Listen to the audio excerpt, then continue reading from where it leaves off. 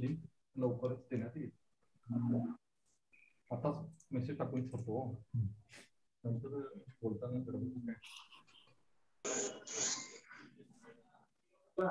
तुम्हाला पण मी लिंक पाठवतो.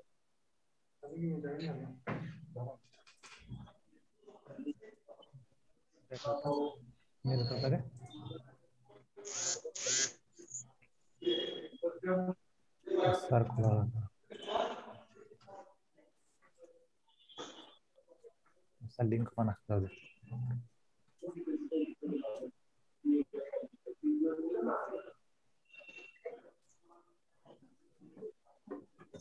YouTube लाईव्ह आहे.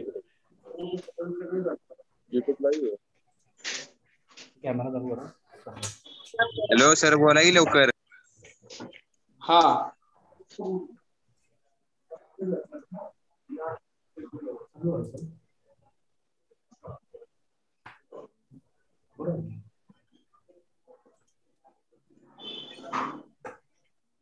युट्यूब लिंक टाका नंतर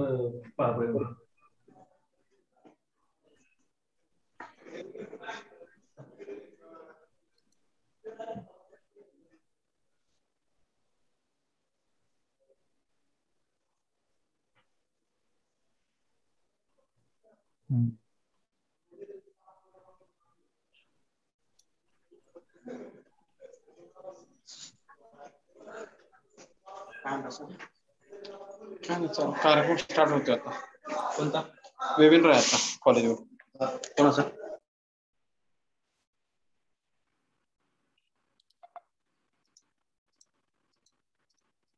ब्रॉडकास्टिंग म्हणताय काय?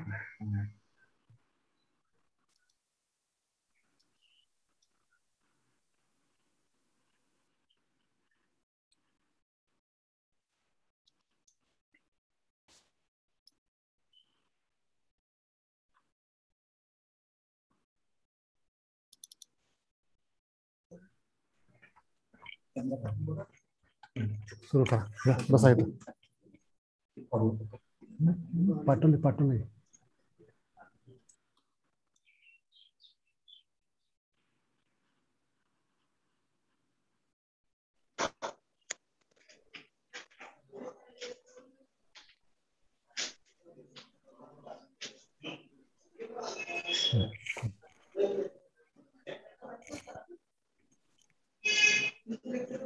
ज्ञान, विज्ञान आणि सुसंस्कार यासाठी शिक्षण प्रसार या ध्येयाने प्रेरित श्री राजे रामराव महाविद्यालय जत या ठिकाणी मी सर्वांचं या कार्यक्रमामध्ये सहर्ष स्वागत करत आहे. आजचा हा जो कार्यक्रम आहे तो MPSC राज्यसेवा परीक्षेची तयारी कशी करावी याचं सखोल मार्गदर्शन करण्यासाठी आपल्याला मान्यवर या ठिकाणी उपस्थित आहेत. आजच्या कार्यक्रमाचे अध्यक्ष आपल्या महाविद्यालयाचे प्राचार्य डॉक्टर सुरेश पाटील सर यांचं या ठिकाणी मी सर्वप्रथम स्वागत करतो. त्याचबरोबर युनिक अकॅडमी पुणे यांचे या ठिकाणी आपल्याला मार्गदर्शन मिळणार आहे असे दोन वक्ते त्यांचंही या ठिकाणी मी स्वागत करतो. यामध्ये श्री कैलास भालेकर सर जे आपल्याला MPSC राज्यसेवा परीक्षेची तयारी कशी करावी या संदर्भात मार्गदर्शन करणार आहेत. त्याचबरोबर युनिक अकॅडमीचे दुसरे आपले जे वक्ते आहेत ते माननीय श्री राजू मेडे सर यांचे या ठिकाणी मी स्वागत करतो. ते आपल्याला राज्यसेवा पूर्व परीक्षा व MPSC मार्फत घेणाऱ्या इतर परीक्षांचं फॉर्म कसं भरायचं या संदर्भात मार्गदर्शन करणार आहेत.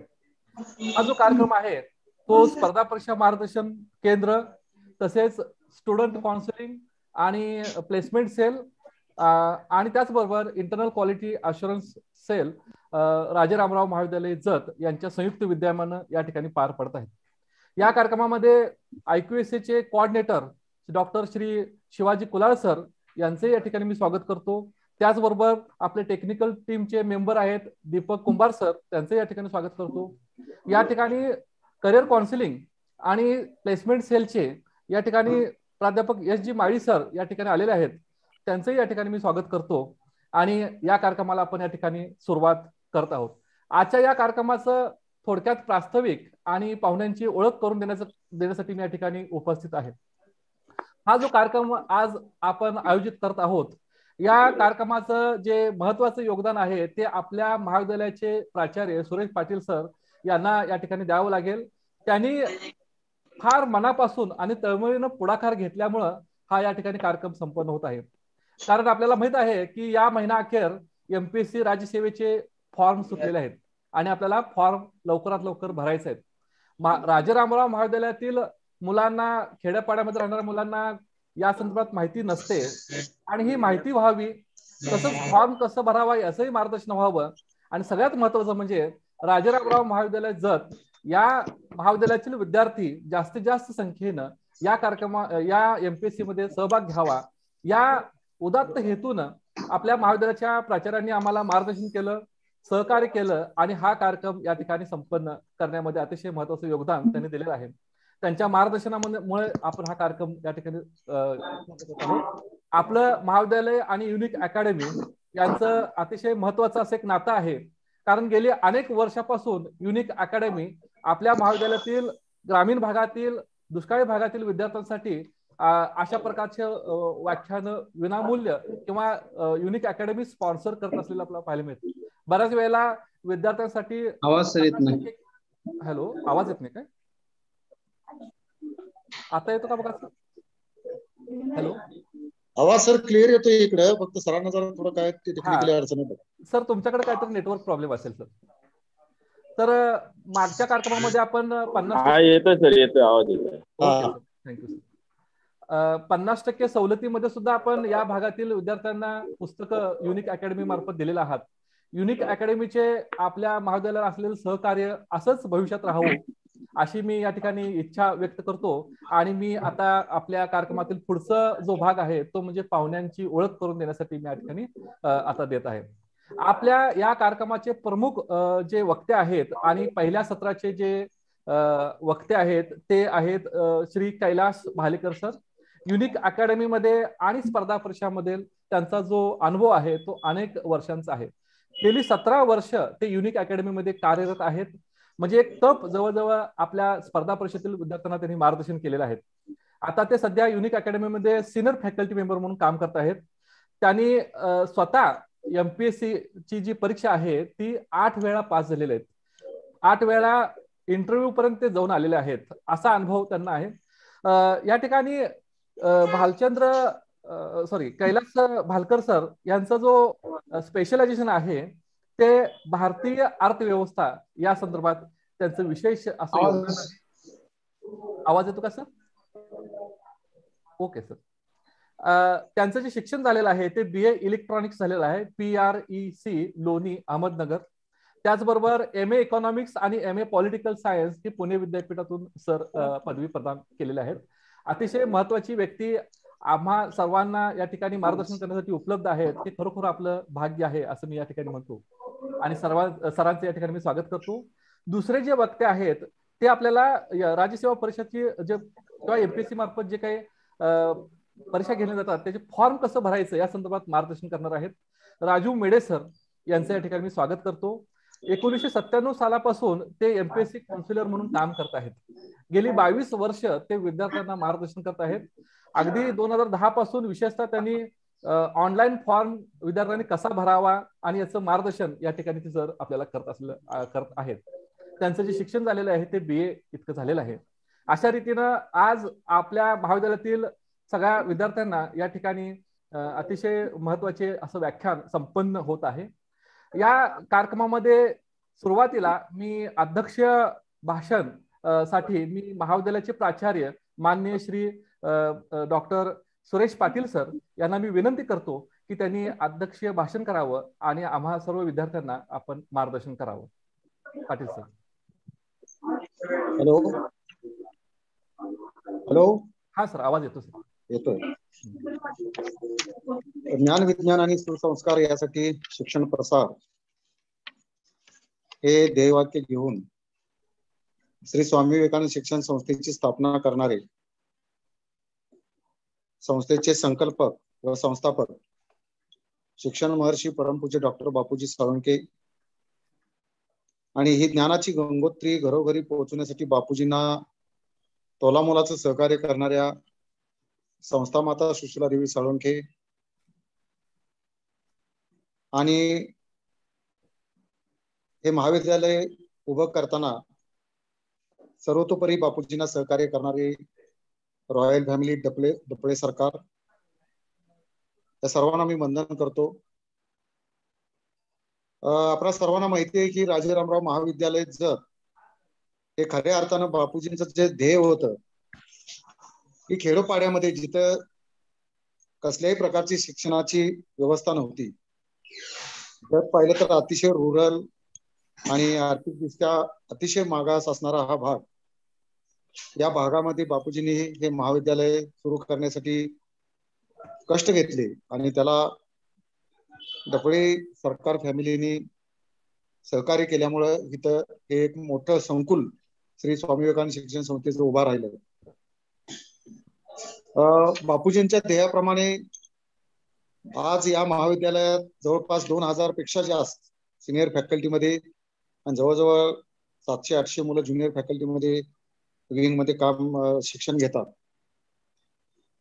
युनिक अकॅडमीचा आणि या महाविद्यालयाचा ऋणानुबंध गेल्या 4-5 वर्षापासूनचा आहे आणि युनिक अकॅडमी ही एक सामाजिक कर्तव्य म्हणून युनिक अकॅडमी खरं पाहिलं तर पुण्यासारख्या मोठ्या मेट्रोपॉलिटन सिटीमध्ये काम करते आणि तिथल्या पालकांचा आर्थिक जर स्तर बघितला तर चांगला आहे आणि ते जेवढी त्यांना पाहिजे तेवढी फी युनिक अकॅडमीलाच नाही अनेक अकॅडमीला देऊन ते शिक्षण घेत असतात. परंतु जत सारख्या रुरल भागातल्या विद्यार्थ्यांना अशा प्रकारचे त्यांची आर्थिक स्थितीचा स्तर एवढा मोठा नाही, परंतु युनिक अकॅडमीने गेल्या 5 वर्षापासून अतिशय मोलाचं सहकार्य स्पर्धा परीक्षेच्या माध्यमातून या भागातील विद्यार्थ्यांसाठी केलेलं आहे. त्यातून अनेक विद्यार्थी घडलेले आहेत. युनिक अकॅडमीच्या जे काही आता फॅकल्टी इथं आहे की त्यांना मी इथे नमूद करू शकतो की सर, जरी आर्थिकदृष्ट्या मुलांची बाजू कमकुवत जरी असली तरी इथं टॅलेंटला अजिबात कमी नाहीये. एस्पेशली फिजिकल फिटनेस मध्ये मुलं अतिशय चांगले आहेत. महाविद्यालयाचे 2 मोठे ट्रॅक आहेत, क्रीडांगण आहे, 25 एकराचा एरिया आहे. श्री स्वामी विवेकानंद शिक्षण मध्ये एवढं मोठं स्पेस असणारं हे एकमेव महाविद्यालय आमच्या संस्थेचं आहे आणि या संस्थेमध्ये जे एकमेव महाविद्यालय असणार खेळाच्या बाबतीत इव्हन द शिवाजी विद्यापीठामध्ये स्पेशली ॲथलेटिक्स मध्ये अगदी अग्रगण्य असं हे महाविद्यालय आहे. आपण नेहमी सहकार्य करत असता. आपले जे स्टाफ मेंबर आहेत खराटे सर, यांचा माझा संपर्क नेहमी असतो. एक अगदी 8 दिवसापूर्वी त्यांना मला त्यांचा मेसेज आला की सर आता MPSC चे फॉर्म ऑनलाईन भरायची सुरुवात आहे आणि आपल्या महाविद्यालयातल्या विद्यार्थ्यांना आम्ही यापूर्वीही सहकार्य करत आलेलो आहे आणि जर फॉर्म कसा भरायचा आणि MPSC स्पेशली काय महत्व आहे हे जर आम्ही आपल्या विद्यार्थ्यांपर्यंत पोहोचवू शकलो महाविद्यालयाच्या माध्यमातून तर ते विद्यार्थ्यांच्या फायद्याचं होईल. मी आमच्या महाविद्यालयाचं, मी त्यावेळी महाविद्यालयामध्ये नव्हतो, आमच्या महाविद्यालयाचा जो कॉम्पिटेटिव्ह एक्झाम आणि करिअर गायडन्स सेल आहे त्याचे जे प्रमुख आहेत गावडे सर आणि IQAC चे कोऑर्डिनेटर डॉक्टर कुलाल, या दोघांशी संपर्क केला की सर हे अत्यंत महत्वाचं वेबिनार आपल्याला ऑर्गनाईज करायचं आहे. कारण विद्यार्थी वर्षभर अभ्यास करत असतो, कॉम्पिटेटिव्ह एक्झामची तयार करीत असतो, परंतु त्याला फॉर्म कधी भरायचे आहेत, फॉर्म कसे भरायचे आहेत, फॉर्म भरताना कुठल्या अडचणी येतात, वेगवेगळे रिझर्वेशन्स असतात, मुलांना वेगवेगळ्या स्कॉलरशिप असतात, याची कुठलीही माहिती मिळत नाही. त्यामुळं मुलांना ऑपॉर्च्युनिटी मुलांची मिस होऊ शकते आणि युनिक अकॅडमी याबद्दलची परिपूर्ण माहिती आपल्या विद्यार्थ्यांना देऊ शकते. तर आपण हा वेबिनार ऑर्गनाईज करावा असं मी त्यांना सजेस्ट केलं आणि त्यांनी तात्पर्याने लगेच त्याचे इम्प्लिमेंटेशन केलं.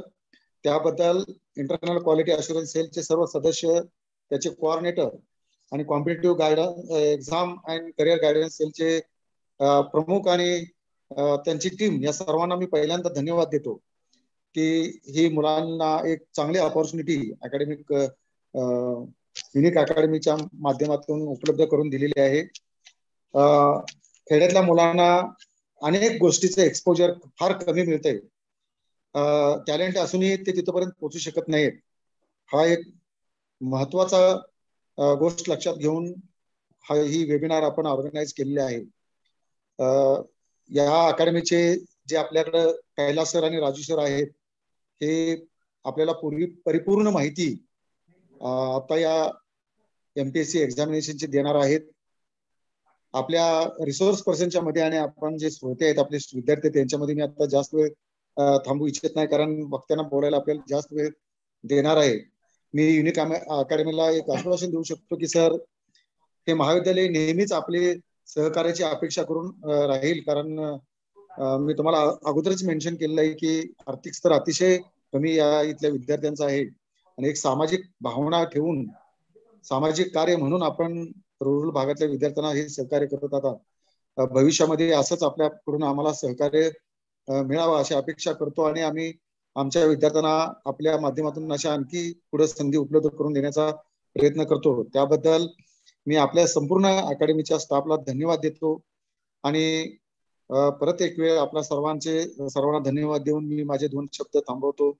जय हिंद, जय महाराष्ट्र. धन्यवाद सर. आणखी एका प्रमुख व्यक्तींचं या ठिकाणी स्वागत करायचं मगाशी राहून गेलं. आपले युनिक अकॅडमीचे अतिशय लाडके सर आहेत चंद्रकांत खराड सर, यांचे या ठिकाणी मी स्वागत करतो. कारण गेले अनेक वर्ष खऱ्या अर्थानं कोऑर्डिनेशन करायचं जे काम आहे ते त्यांनी आतापर्यंत फार महत्वाची भूमिका पार पाडलेल्या आहेत. बऱ्याच वेळेला चंद्रकांत खराड सरांचं आम्हालाही वेळोवेळी मार्गदर्शन लाभत असतं आणि खूप प्रयत्न घेऊन कष्ट घेऊन आपल्या विद्यार्थ्यांसाठी ते नेहमी तळमळीनं काम करत असतात. खराड सर, या ठिकाणी मी तुमचंही या ठिकाणी स्वागत करतो. आता वेळ न दवडता मी आजच्या कार्यक्रमाचे जे प्रमुख वक्ते आहेत, पहिले सत्राचे वक्ते आहेत, मी माननीय Shri Kailas Bhalekar sir, the unique academy Pune यांना पहिल्या सत्राचं व्याख्यान देण्यासाठी या ठिकाणी मी आमंत्रित करतो. त्यांचा जो विषय आहे तो MPSC राज्यसेवा परीक्षेची तयारी कशी करावी. भालेकर सर.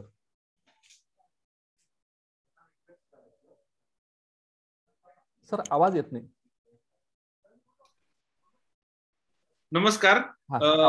महाविद्यालयाचे प्राचार्य मान्य सुरेश पाटील सर, सर्व मान्य प्राध्यापक, आमचे सहकारी राजू मेडे सर, खराटे सर आणि सर्व विद्यार्थी मित्रमैत्रिणींनो, तर आता सरांनी युनिक अकॅडमी आणि आमच्या सर्व सहकार्याबद्दल माहिती दिली. तर मला असं म्हणायचं, युनिक अकॅडमी सातत्याने या महाराष्ट्रामध्ये स्पर्धा परीक्षेची जे काही मार्गदर्शनाची गरज आहे ती ओळखून आम्ही त्या ठिकाणी प्रयत्न करत असतो. आता विशेषतः या कोरोना काळामध्ये सर्व आपण महाराष्ट्रभर आपले व्याख्यान होत असतात, परंतु आपल्याला तसं या 2 वर्षामध्ये तसं करणं जरा थोडं अवघड गेलं. यामध्ये आपण काय केलं, ऑनलाईन माध्यमातून, म्हणजे खरोखरच आमचे चंद्रकांत खराटे सर यांनी जवळपास महाराष्ट्रातल्या प्रत्येक कॉलेजशी संपर्क साधून ऑनलाईन लेक्चर्स घेतले आणि आम्हाला सर्व विद्यार्थ्यांपर्यंत पोहोचणं शक्य झालं. आता आज आपण लेक्चर घेत असताना आपल्या याचे 2 पार्ट करणार आहोत. एक म्हणजे जे विद्यार्थी आता लगेच या परीक्षेची तयारी करणार आहेत त्यांच्यासाठी, आणि दुसरा पार्ट जे नव्याने परत याकडे पाहणार आहेत त्यांच्यासाठी.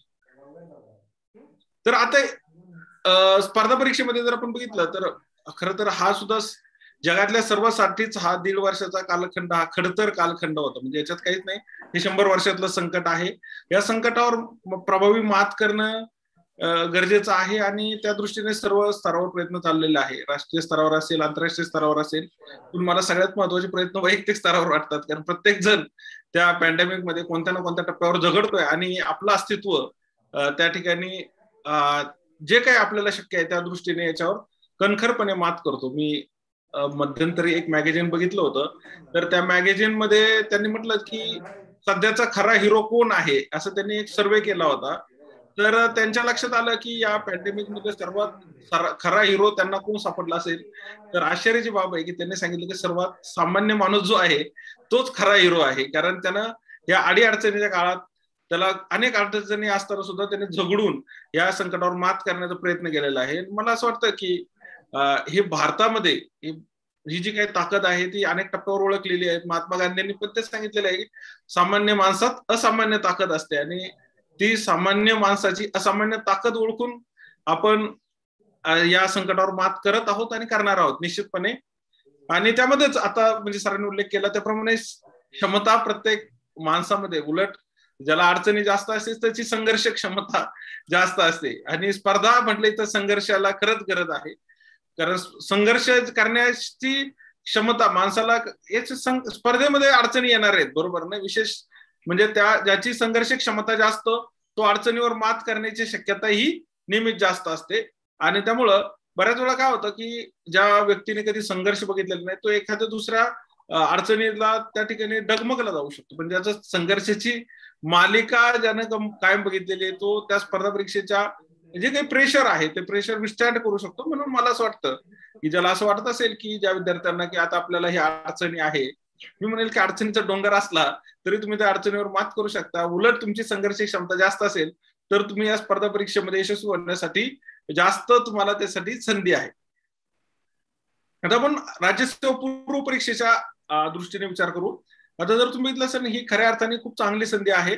आता म्हणजे गेल्या वर्षीची आयोगाच्या दरवर्षी परीक्षा होतात, अगदी हा सुद्धा यावर्षी खंड पडू न देता 2021 ची परीक्षा म्हणजे 2021च्या शेवटच्या टप्प्यात आयोगाने जाहीर केलेली आहे. पदं ही चांगली आहेत आणि त्यामुळं आतापासून जर नियोजन केलं तर निश्चितपणे विद्यार्थी याच्यात बऱ्याच जणांना असं वाटतं की माझा काहीच अभ्यास झालेला नाही. स्पर्धा परीक्षेमध्ये असं काहीच सगळा अभ्यास झालेला पण कोणी नसतो आणि काहीच अभ्यास झालेलाही कोणी नसतो. याचं कारण ही जनरल अवेअरनेस टेस्ट आहे. जर तुम्ही स्पर्धा परीक्षेचा पूर्व परीक्षेचा जनरल स्टडीजचा अभ्यास बघितला तर त्याच्यामध्ये काय इतिहास आहे, भूगोल आहे, राज्यव्यवस्था आहे, अर्थव्यवस्था आहे, विज्ञान आहे, चालू घडामोडी आहे आणि पर्यावरण असे 7 टॉपिक आहेत. आता याच्यातले जर तुम्ही मी 7 टॉपिक जर बघितले, जीएस हा एक पेपर आहे आणि दुसरा पेपर आहे सीसॅट, तर हे 7 टॉपिक जे आहे ते आतापर्यंत आपण कधीच ऐकलेलं कोणीच नसेल, बरोबर ना. म्हणजे काही त्याच्यात ग्रॅज्युएशन सुद्धा पूर्ण केलेलं असेल. म्हणजे याचाच अर्थ काय की हे जे 7 टॉपिक आहे की नव्याने नाही येत आपल्याला. आणि त्यामुळं तुम्ही या परीक्षेमध्ये काय करायचं की सिलेबस बघितला आणि तुम्ही क्वेश्चन पेपर बघितले तर तुम्हाला तुम्ही जे काय आतापर्यंत वाचलेलं आहे त्याचं रिओरिएंटेशन केलं तरी तुम्हाला ते सहज शक्य आहे. आणि त्याच्यामध्ये बऱ्याच वेळा असं होऊ शकतं की आता कमी वेळ आहे पण मला असं वाटतं की ज्या विद्यार्थ्यांनी आतापर्यंत जो टॉपिक बघितले तर तुम्हाला एक अंदाज येऊन जाईल की आपल्याला या परीक्षेतली बऱ्याच गोष्टींची माहिती आहे. आता दुसरा जो पेपर आहे तो सीसॅटचा पेपर आहे. आता जर तुम्ही बघितलं पूर्व परीक्षेचा जो पहिला पेपर आहे तो जनरल स्टडीजचा, त्याचे 100 प्रश्न असतात, 200 गुण असतात. आणि जो दुसरा पेपर आहे सीसॅट म्हणजे ऍक्च्युअली पेपर 2 असं त्याचं नाव आहे, परंतु सिव्हिल सर्व्हिसेस ऍप्टिट्यूड टेस्ट या नावाने तो जास्त प्रसिद्ध असल्यामुळे आपण तो सीसॅट हा शब्द वापरतो. तर हा याच्यामध्ये 80 प्रश्न असतात आणि 200 गुण असतात. आता यामध्ये सुद्धा जर तुम्ही बघितलं सीसॅटचा जो पेपर आहे त्याच्यात 50 प्रश्न तर उतार्याचे असतात, म्हणजे उतार्यावरील प्रश्न असतात. 25 प्रश्न अंकगणित बुद्धिमत्ता चाचणी या संदर्भातले असतात आणि 5 प्रश्न डिसिजन मेकिंगचे असतात. म्हणजे हे पण पूर्णपणे नवीन नाहीये. मग हे मनातून काढलं पाहिजे. बऱ्याच जणांना असं वाटतं की मी एकदम या स्पर्धा परीक्षेसाठी नौका आहे, नवीन आहे, असं अजिबात नाही. कारण चालू घडामोडीवर साधारणतः 15-20 प्रश्न विचारले जातात. तर याचा तुम्ही बघितलं असेल वृत्तपत्राचं वाचन तुम्ही कधी पण केलेलं असेल, कायम करत असाल तरी तुम्हाला याच्यामध्ये फायदा होऊ शकतो. म्हणजे याचाच अर्थ ही परीक्षा पूर्णपणे कोणासाठी नवीन नाही, हा पहिला मुद्दा आहे. हे 2 पेपर जे आहेत त्या पेपरचं आपण जर योग्य पद्धतीने नियोजन केलं तर पूर्व परीक्षेमध्ये सर्वसाधारणरित्या 200च्या आसपास मार्क्स मेरिट लागतं, म्हणजे 205, 210 असं मेरिट लागतं. तर यामध्ये परत एक गैरसमज असतो विद्यार्थ्यांना की एक जनरली आपल्याकडे मेरिट म्हटल्यानंतर 78, 90%, 95% याला खूप जास्त महत्व प्राप्त झालेलं आहे. म्हणजे जनरल असा एक अंदाज असतो 95% वगैरे असं नाहीये ऍक्च्युअली. आता जर बघितलं आपण 200-205च्या आसपास मेरिट लागतं, म्हणजे 50% जर तुम्ही स्कोर केला, 50% प्लस समथिंग, म्हणजे मी म्हणेल की 55% पर्यंत जर तुम्ही पोहोचला तर निश्चितपणे तुम्ही ही परीक्षा क्रॅक करू शकता, पूर्व परीक्षा पास होऊ शकता. म्हणजे 400 पैकी आपल्याला साधारणतः 200च्या आसपास म्हणजे 200-210 वगैरे मार्क्स मिळवले तरी आपल्याला पूर्व परीक्षा पात्र होता येऊ शकतं. पण हा सगळ्यात महत्वाचा गैरसमज विद्यार्थ्यांमध्ये की यामध्ये किती मार्क्स लागत असतील. आणि दुसरी गोष्ट आहे ट्रान्सपरन्सी आहे. तुम्ही आयोगाच्या जर वेबसाईटवर गेले महाराष्ट्र लोकसेवा आयोगाच्या तर तुम्हाला गेल्या वर्षीच्या प्रत्येक कॅटेगरीनुसार त्याचं स्कोअर कार्ड किंवा त्याचे जे मेरिट लिस्ट आहे ती तुम्हाला मिळू शकते आणि तुम्हाला एक अंदाज येऊ शकतो की याला जे मार्क्सचं प्रमाण आहे हे इतकं फारसं नाहीये. हा दुसरा मुद्दा आहे.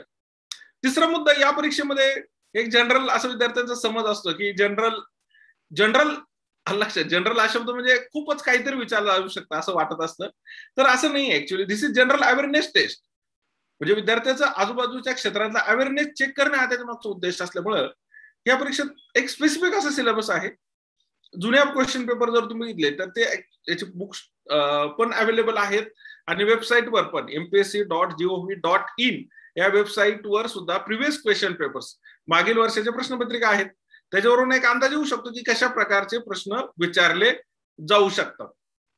मग आता याच्यात अभ्यास सुरू करताना विद्यार्थ्यांनी काय करायला पाहिजे, तर विद्यार्थ्यांनी याचे 2 पेपर जे आहेत, तो जो दुसरा पेपर जो आहे तो तुलनेने सरावाचा आहे, म्हणजे जे उतारे, बुद्धिमत्ता चाचणी, अंकगणित. तर याचा सर्वसाधारणरित्या दररोज 2-2.5 तास सराव केला तर यामध्ये तुम्हाला स्पीड विथ अॅक्युरेसी म्हणजे जलदरित्या पेपर सोडवणे शक्य होईल आणि अचूकता वाढवणे शक्य होईल. आणि जनरल स्टडीज मध्ये काय करू शकता तुम्ही, तर मग तुम्ही वेळेचं नियोजन करू शकता. आता इतिहास जर आपण बघितलं तर सर्वसाधारणतः भारताच्या स्वातंत्र्य चळवळीचा इतिहास हा त्याच्यामध्ये आहे. पण भारताच्या स्वातंत्र्य चळवळीचा इतिहास आपल्याला सर्वसाधारणरित्या आपण शालेय स्तरावर वाचलेला असतो. नंतर ज्यांचं ग्रॅज्युएशन कला शाखेतून आहे त्यांचं नंतर पण त्याच्यात वाचन झालेलं असतं. पण जरी त्यांचं नसलं ज्यांचं, तर आता तुम्ही जर बघितलं असेल अनेक ठिकाणी आपण कित्येक टेलिव्हिजन कार्यक्रम असतात, वृत्तपत्र असतं किंवा कित्येक जणांनी अवांतर म्हणून याचे वाचन केलेलं असतं. त्यामुळे निश्चितपणे आपण इतिहास जगत असतो, म्हणजे इतिहासाचा आपण भाग असतो म्हणजे, आणि त्यामुळे आपल्याला तो बऱ्याच अंशी माहिती असतो. त्यामुळे जर तुम्ही एकदम जलदरित्या सुद्धा याचं वाचन करून तुम्हाला याचा अभ्यास होऊ शकतो. आता भूगोलामध्ये सुद्धा 3 पार्ट आहेत, एक महाराष्ट्राचा भूगोल आहे, भारताचा भूगोल आहे आणि जगाचा भूगोल आहे.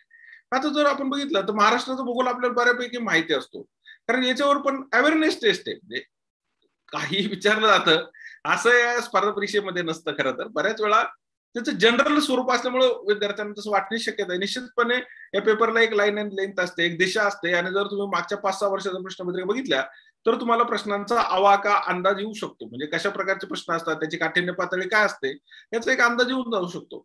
आणि याला वेटेज पण ठरलेलं असतं. सर्वसाधारण त्या इतिहासात जर आपण विचार केला त्याला 15-16 प्रश्न असतात, भूगोलाला जवळपास तेवढेच प्रश्न असतात. मग महाराष्ट्राचा भूगोल आणि जगाचा भूगोल, मग महाराष्ट्राच्या भूगोलामध्ये सुद्धा कोणत्या गोष्टीवर फोकस असतो, भारताच्या भूगोलावर, हे तुम्हाला मागच्या काही प्रश्नपत्रिकेच्या आधारावर येऊ शकतं.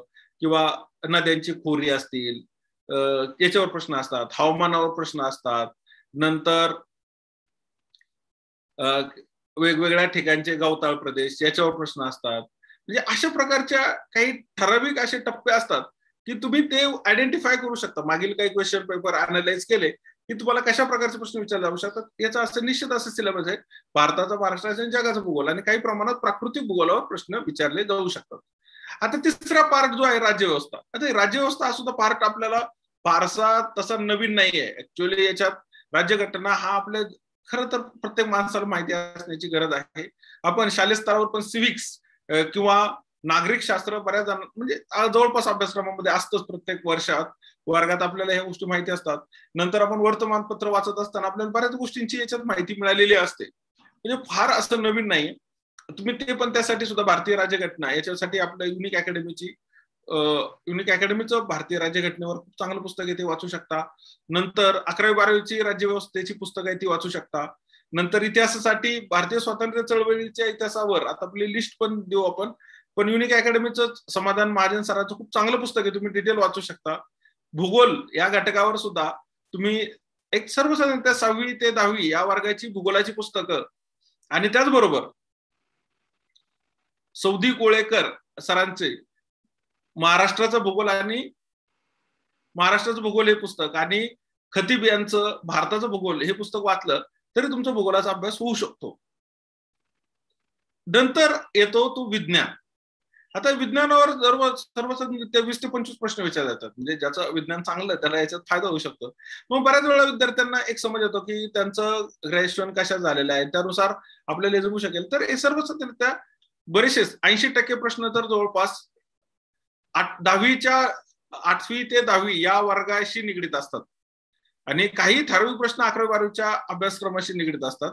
मग तुम्ही जर याचं 10वी पर्यंतची जरी पुस्तकं चांगली वाचली तरी तुम्हाला सायन्समध्ये चांगला स्कोर होऊ शकतो.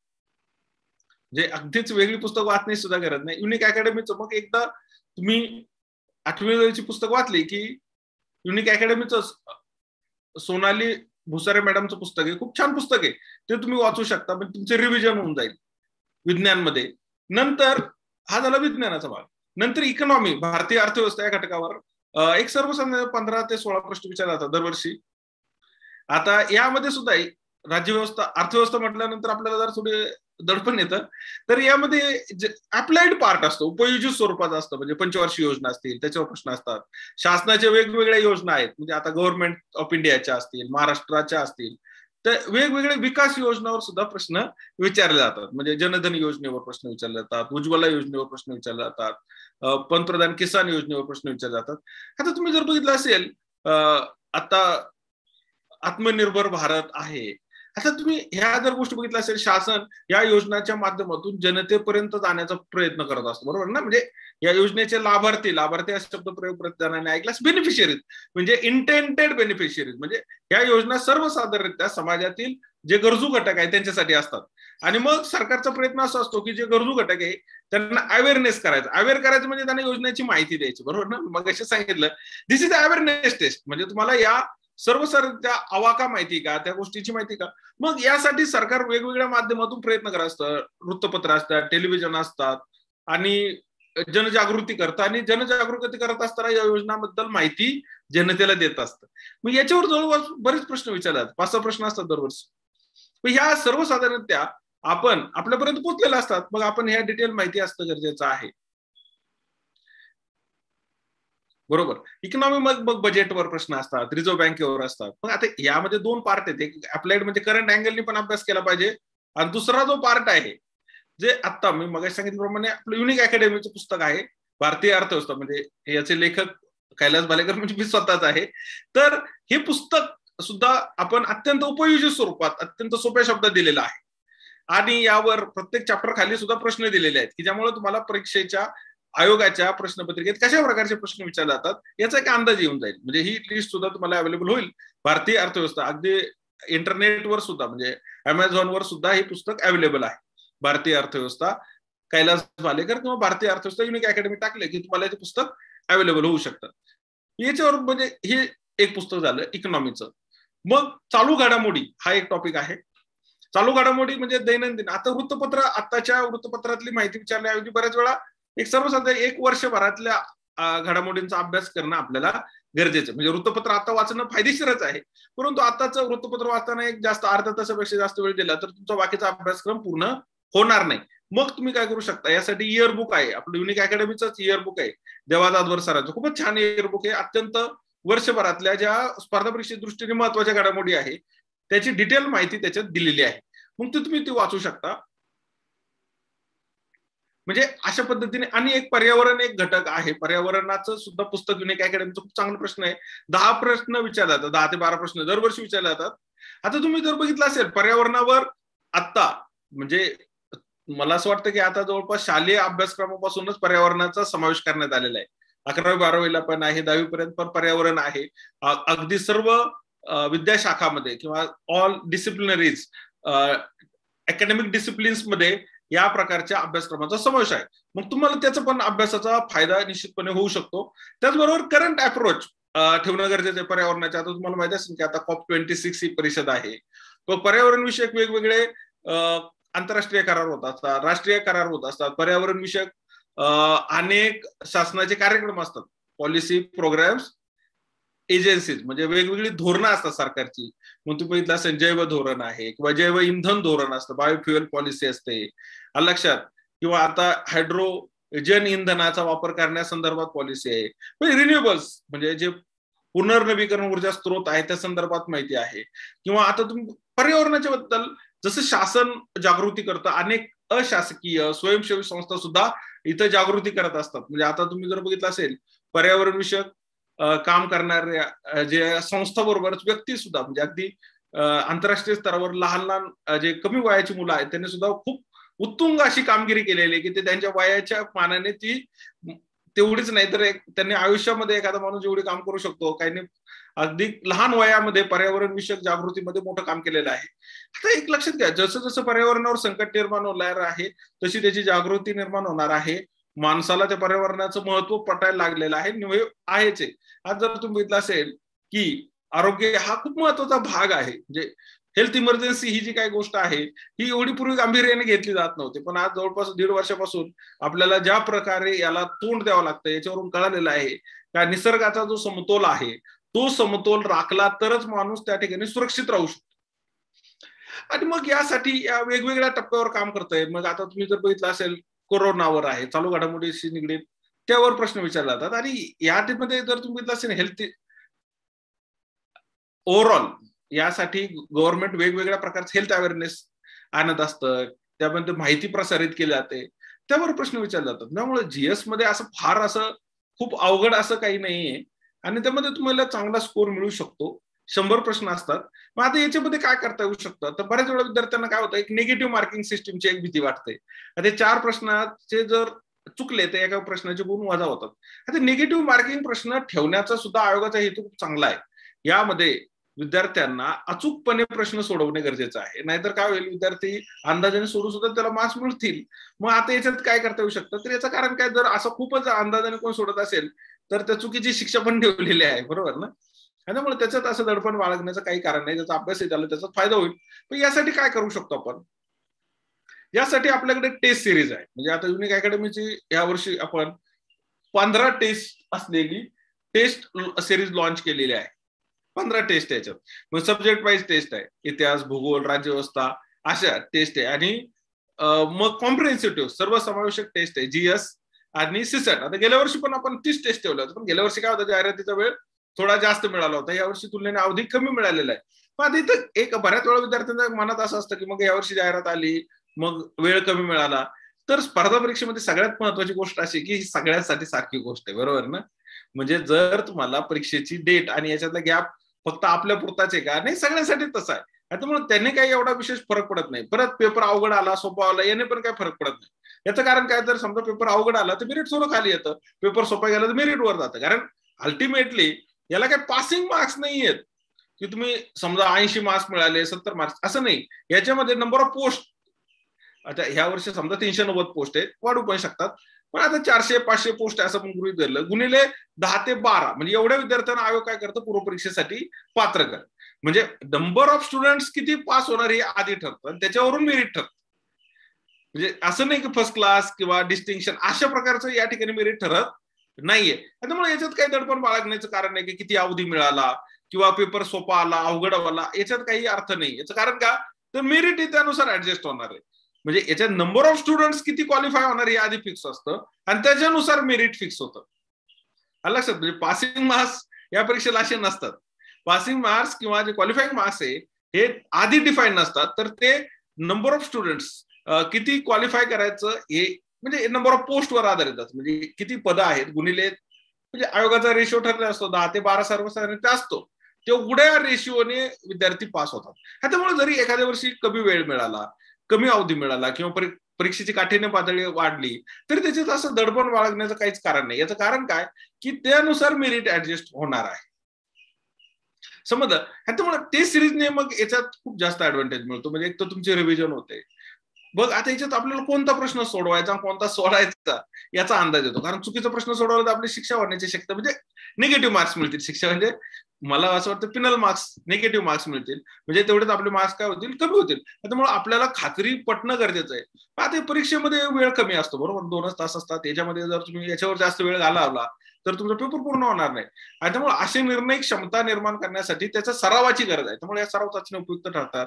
नंतर क्ल्यूज दिलेले असतात. आयोग काय करतं, ऑब्जेक्टिव्ह एक्झामिनेशन मध्ये त्या प्रश्नाची उत्तरं देत असताना काही क्ल्यूज टाकलेले असतात. सॉरी, ते क्ल्यूज ओळखणं सुद्धा खूप कौशल्याचं काम आहे. म्हणजे बऱ्याच जणांच्या एक मनात असतं की पूर्व परीक्षा पास झाल्यानंतर मुख्य परीक्षा देता येते, मुख्य परीक्षा पास झाल्यानंतर मुलाखत देता येते. आणि समजा मुलाखतीला कॅन्डिडेट पात्र नाही ठरला किंवा मुलाखत देऊन परीक्षेत त्याला सक्सेसफुल नाही झाला तर मग परत पूर्व परीक्षा द्यावी लागते. आता ही थिअरी आहे, म्हणजे वस्तुस्थिती तशीच आहे. म्हणजे थेरॉटिकली ते बरोबर आहे, पण प्रॅक्टिकली काय आहे, जो विद्यार्थी पूर्व परीक्षा एकदा पास होतो त्याला दुसऱ्या वेळेस पास व्हायला एवढा प्रॉब्लेम येत नाही. किंवा ज्या विद्यार्थ्यांनी मुलाखत दिली त्याला पूर्व परीक्षेमध्ये एवढं काय दडपण बाळगण्याचं कारण नाही. याचं कारण काय की काय अभ्यास करायचा याला कळायला असतो. आणि याचं कारण काय की त्यांनी पेपर सोडवलेला असतो आधी. मग आता मला असं म्हणायचं की मी पहिल्यांदाच पूर्व परीक्षा देतो मग मला पहिला नौका, असं नाहीये. तुम्ही जर 15 पेपर दिले तर तुमच्याकडे तेवढंच कौशल्य निर्माण होईल. एखाद्याने 2 वर्ष 3 वर्ष जेवढे पेपर दिलेले आहेत. लक्षात, आता म्हणजे माझी कशी ओळख करून दिली की मी दरवर्षी पूर्व परीक्षा पास झालो, बरोबर ना. म्हणजे पहिल्या वेळेस पण असं मला माहिती होतं की मी पास होणार आहे, आता याच्यात काय होतं की का माहिती असतं आपल्याला पास होणार, याचं कारण प्रत्येकाला की आपली स्ट्रेंथ कळाली पाहिजे. स्ट्रेंथ कशी ओळखता येऊ शकते, मग आता काही जणांनी आपल्या मनानेच ठरवलेली असते, बरोबर ना. तसं नसतं ऍक्च्युअली. स्ट्रेंथ ही तुम्ही टेस्ट केलं पाहिजे स्वतःला, तेव्हा कळते आपल्याला काय स्ट्रेंथ आहे आपली. समजलं ना, म्हणजे you have to test yourself. तर तुम्हाला कळणार नाही की माझे वीक पॉईंट कोणते, माझे स्ट्रॉंग पॉईंट्स कोणते. तुम्ही टेस्टच केले नाही तर you just cannot get, you just cannot know. तुम्हाला कळणार नाही की माझे स्ट्रॉंग पॉईंट्स काय. म्हणजे मला त्यावेळेस मी पूर्व परीक्षा पहिल्यांदा दिली तर थोडा वेगळा अभ्यासक्रम होता. 150 मार्क जीएस होता आणि एकच पेपर होता आणि 50 मार्क बुद्धिमत्ता चाचणी होती. मला शाळेपासूनच मला हे स्कॉलरशिपच्या परीक्षा वगैरे मी द्यायचो आणि चांगले मार्क्स मिळाले होते मला. पण ते स्कॉलरशिप क्वालिफाय पण झालं होतं 4थीला 7वीला. आणि त्यामुळे मला माहिती होती बुद्धिमत्ता चाचणी आपल्यासाठी खूप सोपी गोष्ट आहे, बरोबर ना. आणि मग जीएस मध्ये मला एक ऍडव्हान्टेज काय होता की मला वाचनाची लहानपणापासून आवड होती. म्हणजे मी काय स्पर्धा परीक्षेसाठी वाचण्याची आवड जोपासली अशातला काही भाग नाही. मला लहानपणापासून आवड होती. का आवड होती हे सांगणं खूप अवघड आहे, but it was my hobby and it is my hobby. आता पण मला वाचणं इतकं सगळ्यात आवडणारी गोष्ट कोणतीच नाही. म्हणजे मला जर असं एखादं पुस्तक मिळालं किंवा काय वाचायला मिळालं तर मला खूप आनंद होतो. आणि मग काय झालं की स्पर्धा परीक्षा जनरल टेस्ट आहे, बरोबर ना. मग मला वाचण्याची आवड होती. मग मला लक्षात आलं की अरे आपल्याला जमण्यासारखं आहे. दुसरी गोष्ट, मग मी काय केलं, जीएसचा पेपर फास्ट सोडवला आणि बुद्धिमत्ता चाचणीमध्ये मला चांगला स्कोर मिळाला. म्हणजे एकदम पहिल्या पूर्व परीक्षा, म्हणजे मला बऱ्याच जणांनी सांगितलं होतं की पहिले 2 अटेम्प्ट कळत नाही, हे कळत नाही, मग तुम्ही हे पुस्तक वाचलं पाहिजे, असंच केलं पाहिजे. मग मला असं लक्षात आलं की हे सगळे सांगतायत हे 50% बरोबर आहे कारण हे जनरल आहे, पण मला हे लागू होईल का, तसं नाहीये ना. मला नाही लागू होत. म्हणलं का, तर मला हे जे काही सांगतायत ही पुस्तकं मी खूप आधीच वाचलेली होती. म्हणजे काही मला कॉन्स्टिट्यूशन खूप लहानपणीच आवडलं होतं. म्हणजे मी ते खूप शाळेत असतानाच वाचलं होतं. मग मला ह्या गोष्टी कळाल्या की आपल्याला ह्या गोष्टी माहिती आहेत. पण तसं प्रत्येक विद्यार्थ्याकडे स्किल सेट असतो. मग तो टेस्ट दिल्यानंतर त्याला कळतं की मला कशात चांगली गती आहे. मग त्याला एक अंदाज आला की मग तो पूर्व परीक्षा सहजपणे पास होऊ शकतो. म्हणजे बऱ्याच विद्यार्थ्यांना हे it is just to define yourself, किंवा तुम्हाला हे कळायला पाहिजे की तुम्ही काय आहात, बरोबर ना. तुमची एक स्वतःची डेफिनेशन करणं गरजेचं आहे. आणि टेस्ट केल्यानंतर कळतं, टेस्ट सिरीज मध्ये कळतं की आपल्याला कुठं गती आहे काय. बऱ्याच जणांचं काय होतं की टेस्ट सिरीज मध्ये एवढे मार्क्स मिळालेला काही महत्व नाही करत. याच्यात कळतं की आपण कुठं कमी पडतो. ते एक लक्षात घ्या की परत सोपी गोष्ट अशी आहे की अवघड आणि सोपी याच्यात व्याख्या काय आहे. What is difficult and what is easy. मला असं वाटतं की अभ्यासाच्या बाबतीत तर साधी गोष्ट आहे की म्हणजे परीक्षेमध्ये इझी काय आहे, डिफिकल्ट काय. If you know it is easy, if you don't know it is difficult. तुम्हाला माहिती आहे सोपं आहे, तुम्हाला माहित नाही अवघड आहे, बरोबर ना. मग याच्यात काय करू शकता तुम्ही, जे माहित नाही ते काय माहित नाही, तुम्ही वाचलेलं नाही, वाचले तर सोपं होऊन जाईल. मग यामध्ये थोडं असं केलं तर तुम्हाला त्या रिव्हिजन मध्ये कळतं की कशात समावेश करायचा. मग या टेस्ट दिल्याने एक टेम्परामेंट बिल्ड होतो, कोणता प्रश्न सोडायचा एक अंदाज येतो. प्रश्नाचं जे स्वरूप असतं, म्हणजे बऱ्याच वेळा अभ्यास करत असताना विद्यार्थ्यांना कन्फ्युज होतं, कारण ऑब्जेक्टिव्ह एक्झामिनेशन काय प्रश्न विचारला जाऊ शकतो. बऱ्याच वेळा काय होतं की सुरुवातीला नौका जो विद्यार्थी असतो, नौका हा शब्द का वापरतो, तर नव्याने अभ्यास करणाऱ्या विद्यार्थ्याला त्याला परीक्षेचे ऑब्जेक्टिव्ह एक्झामिनेशन मध्ये त्याचे 3P वर खूप फोकस असतो. प्लेस कधी कुठे झालं, पिरियड कधी झालं, कोणी केलं. म्हणजे एक सर्वसाधारण कशा प्रकारचे प्रश्न करायचे जे सोपे असतात. आता जर तुम्ही आयोगाचा जो पॅटर्न आहे, बदलता पॅटर्न, त्याच्यामध्ये स्टेटमेंट बेस्ड क्वेश्चनची संख्या खूप जास्त असते. मग स्टेटमेंट्स असतात आणि त्याच्यामध्ये अजून असतं AB बरोबर, BC बरोबर, ABC बरोबर, ABCD बरोबर. मग असे जे काही क्लॉजेस असतात, खरं तर हे पेपर खूप सोपा असतो अशा प्रकारचा, कारण याला तुम्हाला लॉजिक वापरता येतं. ते बऱ्याच जणांना असं पण वाटत असतं याचं लॉजिक चांगलं आहे की त्याचं लॉजिक चांगलं आहे, बरोबर ना. तर म्हणजे मला माझा एक मित्र माझा तुझं लॉजिक चांगलं आहे म्हणून तुला सहजपणे पास होत आहे. म्हणलं असं नाही, ऍक्च्युअली लॉजिक वगैरे काय नसतं. तुम्हाला माहिती असेल तर लॉजिक आहे, बरोबर ना. याच्यात काही अर्थ नाही. म्हणजे तुम्हाला एखाद्या विषयात जर नॉलेज असेल तर त्याच्यात लॉजिक लावू शकता, बरोबर. आणि नॉलेज कशाने मिळू शकतं, त्याचा अभ्यास केला तर नॉलेज मिळतं. अभ्यास करणं हा त्याच्यावरचं सोल्युशन. म्हणजे याच्यात काय असं वेगळे शॉर्टकट मारण्याची काही गरज नाहीये. मग मी पुस्तकं सांगितलं, जर तुम्ही बघितलं असेल की 10-12 पुस्तकं जीएस केले तर तुम्हाला जीएसचा अभ्यास होऊन जातो पूर्व परीक्षेच्या बाबतीत. मग टेस्ट सिरीज मधून तुम्हाला एक पेपर सोडवताना टाइम मॅनेजमेंट येतं, किंवा रिव्हिजन कशी करायची, आपल्याला कोणते स्ट्रॉंग पॉईंट आहे, आपल्या कोणते वीक एरिया याचा अंदाज होतो. मग आता दुसरा पेपर जो आहे तो तर त्याचं खरं तर काही दडपण बाळगण्याचं कारण नाही, कारण त्याच्यात 50 प्रश्न उतार्यावरचे असतात. म्हणजे जे कॉम्प्रिहेन्शन किंवा जे पॅसेजेस दिलेले असतात, त्याच्या पॅसेजेसवरचे आपण प्रश्न सोडवायचे. आता यासाठी सरावाची गरज आहे. आता तुम्ही जेवढे जास्त पॅसेजेस सोडवाल तेवढं तुम्हाला कळून जातं की याच्या उत्तर कसे क्लिक करायचे, कोणत्या प्रकारचे प्रश्न विचारले जाऊ शकतात, आणि त्यामध्ये सरावाने तुम्हाला याचा चांगला स्कोर होऊ शकतो. नंतर बुद्धिमत्ता चाचणी अंकगणितावर 25च्या आसपास प्रश्न असतात. आता याच्यामध्ये सुद्धा तुम्ही बघितलं असेल, बुद्धिमत्ता चाचणीसाठी सुद्धा सुजित पवार सर युनिक अकॅडमीचं पुस्तक आहे, खूप चांगलं पुस्तक आहे. आणि एखादं स्कॉलरशिपचं पुस्तक घेतलं तर तुमचं बुद्धिमत्ता चाचणीचं हे होत आहे. आणि अंकगणितासाठी म्हणजे मग अनेक पुस्तक आहेत, म्हणजे कोणतंही ऑब्जेक्टिव्ह पुस्तक जर तुम्ही घेतलं तर तुम्हाला अंकगणिताची तयारी होऊ शकते. आणि मग तर ते डिसिजन मेकिंगचे प्रश्न असतात. खरं तर बघा, आता याच्यामध्ये तुम्ही बघा, ह्या परीक्षेमध्ये खूप स्ट्रॅटेजिकली काम करावं लागतं. म्हणजे अभ्यासाचं वेळेचं नियोजन करावं लागतं, टेस्ट द्यावं लागतात. म्हणजे अगदी काही काही सोप्या गोष्टी माहिती नसतात विद्यार्थ्याला. म्हणजे काय होतं, ते ह्या पेपर 2 मध्ये डिसिजन मेकिंग टेस्ट जी आहे याला निगेटिव्ह मार्क्स नसतात या प्रश्नाला, आणि याचे प्रश्नाचे प्रत्येकाचे गुण सुद्धा वेगळे असतात. मग आता हे विद्यार्थ्याला कधी कळतं, काही काही वेळा विद्यार्थी पेपर सोडून आल्यावर कळतं. मग त्याने काय केलेलं असतं, हे बऱ्याच वेळा शेवटच्या टप्प्यात असतात, त्याने तेच प्रश्न सोडून दिलेले असतात. मग यामुळे काय होतं, विद्यार्थ्याचं नुकसान होण्याची शक्यता. कारण इथं परत एक आहे की जीएस मध्ये 100 प्रश्न आहे आणि 2 तास आहे, आणि सीसॅट मध्ये 80 प्रश्न आहे, 2 तास आहे. मग विद्यार्थ्याला असं वाटतं की वेळेचं कुठे नियोजन करणं गरजेचं जीएस, तसं नाही ऍक्च्युअली.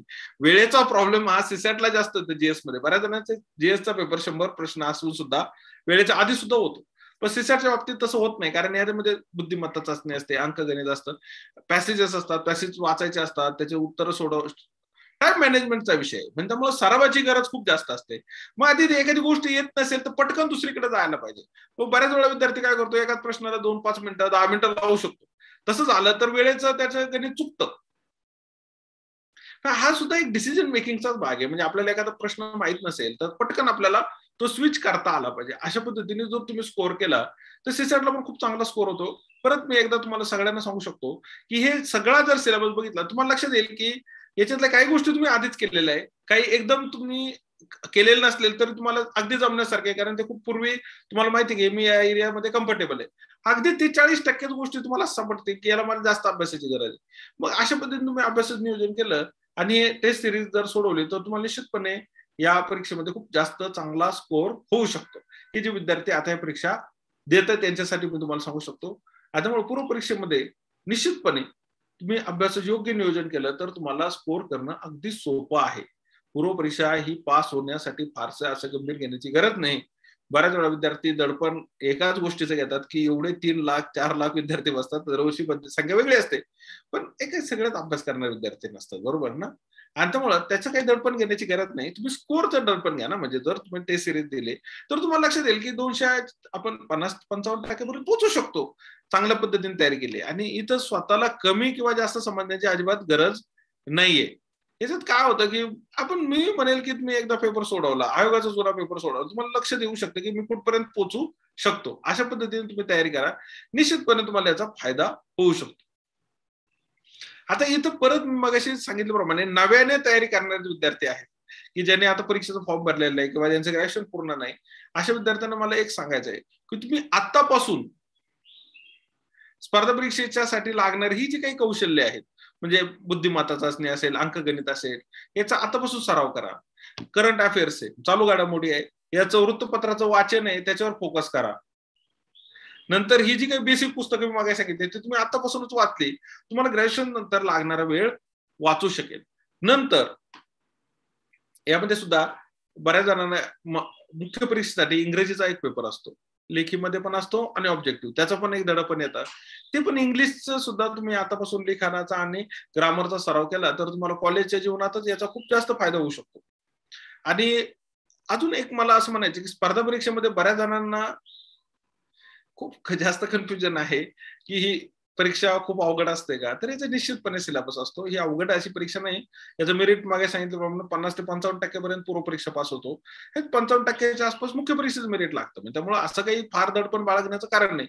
दुसरी गोष्ट, आता ग्रामीण भागातले विद्यार्थी या परीक्षेसाठी, मी ग्रामीण भागातला आहे तर मला काय अडचणी येऊ शकतात का, तर एक लक्षात घ्या, याच्यात अडचणी मला वाटत नाही की त्या संदर्भात काय आहे. तर ह्याच्यात जर तुम्ही 80-90% विद्यार्थी दरवर्षी ग्रामीण भागातले या परीक्षेमध्ये यशस्वी होताना आपण पाहतो. कारण असं की परीक्षेमध्ये काहीच नाही. एक तुम्ही सिलेबस घ्या, त्याचे जुने क्वेश्चन पेपर घ्या आणि त्याला लागणारी संदर्भ पुस्तकाची निवड करा आणि त्याला आवश्यक असणारं मार्गदर्शन. हे 4 गोष्टी तुम्हाला मिळाल्या की तुम्ही या परीक्षेमध्ये यशस्वी होऊ शकता. त्यामुळं तसं असं बाळगण्याचं काही कारण नाही. तिसरा जो प्रश्न येतो विद्यार्थ्यांच्या मनात तो म्हणजे याच्यामध्ये खूप जास्त काळ लागतो का? तर असं काही नाही. तुम्ही जर बघितलं असेल आता UPSC असेल, MPSC असेल, अगदी पहिल्या दुसऱ्या अटेम्प्ट मध्ये सिलेक्ट होणाऱ्यांची संख्या खूप जास्त आहे. म्हणजे अगदी 21-22 वर्षाचे विद्यार्थी सुद्धा आपल्याला इथं अधिकारी झालेले दिसतात. त्यामुळे तसं काही नाही. चौथा मुद्दा म्हणजे या परीक्षा वेळेवर होत नाहीत वगैरे अशी बऱ्याच वेळा दिसते. तर तुम्ही बघितलं असेल की जर तुम्ही आयोगाचे जुने क्वेश्चन पेपर बघितले राज्यसेवेचे, तुम्हाला दरवर्षी पूर्व परीक्षेचा जो मुख्य परीक्षेचा पेपर दिसतो, म्हणजे दरवर्षी पेपर होतात.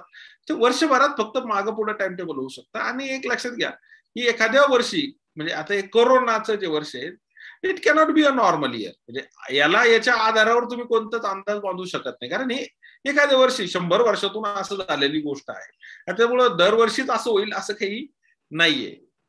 आणि त्यामुळे तसा पण विचार करू नका. आणि अशा पद्धतीने जर तुम्ही या परीक्षेला सामोरे गेले तर निश्चितपणे आतापासून तयारी करा. म्हणजे ज्या नव्याने अभ्यास करणारे विद्यार्थी आहेत त्यांच्यासाठी मला हे सांगायचं आहे. आणि MPSCच्या मध्ये तयारी करत असताना अंदाजे तयारी करू नका. आयोगाचे जुने क्वेश्चन पेपर्स घ्या, सिलेबस नुसार तयारी करा. मुख्य परीक्षेचा सिलेबस आहे तो बघा. आणि परत युनिक अकॅडमी सातत्याने या परीक्षेसाठी वेगवेगळ्या टप्प्यावर मार्गदर्शन करत आहेत. वेगवेगळे आपण वेबिनार्स त्या ठिकाणी जॉईन करतोय. आपलं YouTube चॅनल आहे, त्या YouTube चॅनलवर सुद्धा आपल्याला वेगवेगळ्या विषयाचे डेमो लेक्चर्स तिथे अवेलेबल आहेत. नंतर आपले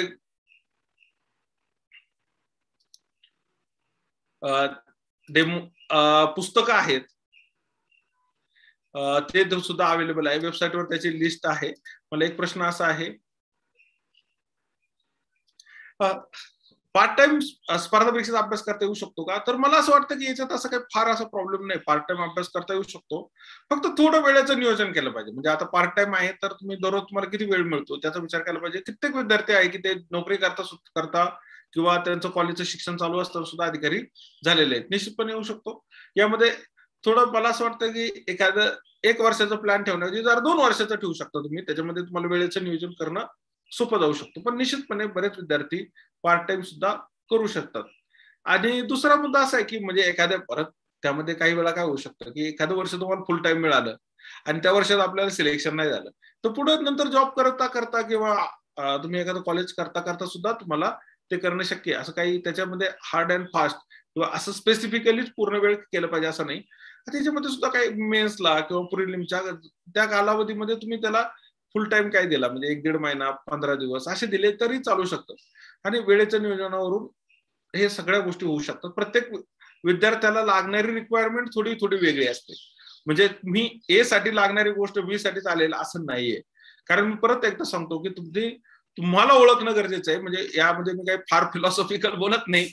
नो युअर सेल्फ म्हणजे याच्यात सोपी गोष्ट आहे. तुम्ही जुना क्वेश्चन पेपर पहा किंवा टेस्ट सिरीज जॉईन करा, टेस्ट सोडवा, तुम्हाला लगेच येईल की मला याच्यामध्ये कुठपर्यंत मी पोहोचू शकतो. म्हणजे सगळ्यांना सारखे एफर्ट्स करण्याची गरज नाही. म्हणजे अगदी काही लोकांना लवकर क्लिक होतात ते परीक्षा. कारण का तर काही सुरुवातीपासून त्यांचं बुद्धिमत्ता चाचणी अंकगणित हे जर चांगलं असेल, त्याला आवाका चांगला असेल, डिसिजन मेकिंग टेस्ट खूप महत्वाची आहे याच्यात. म्हणजे तो पेपरचा पार्ट आहे, परंतु ऑब्जेक्टिव्ह एक्झामिनेशन मध्ये कसं असतं की टेम्परामेंट असतं. म्हणजे याला हे स्किल सेट आहे. म्हणजे पटकन तुम्हाला निर्णय घेता आला पाहिजे, हेच उत्तर असेल, एक अंदाज लावता आला पाहिजे, क्ल्यू कॅप्चर करता आलं पाहिजे. हे तुम्हाला कदाचित माहित नसतं की मला जमेल का नाही. म्हणजे जेव्हा तुम्ही कराल त्यावेळेस तुम्हाला हे लक्षात येऊ शकतं. आणि त्यामुळं हे असं जनरल जाण्यापेक्षा स्पेसिफिकली तुम्ही तुमच्या पद्धतीने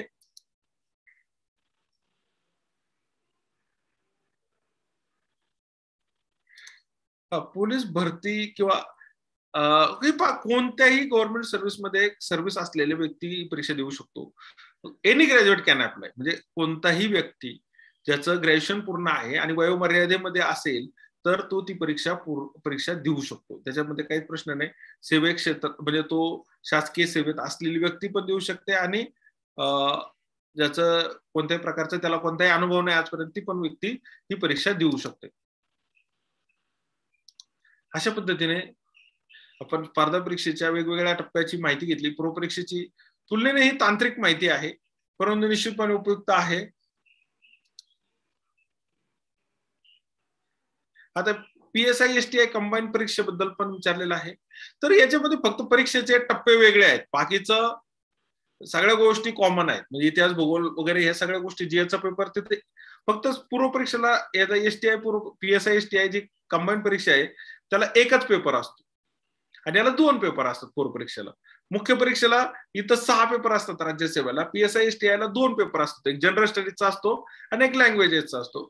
पण हे जनरल स्टडीजचा जो पार्ट आहे हा तो राज्यसेवेला पण तोच PSI STI ला आहे.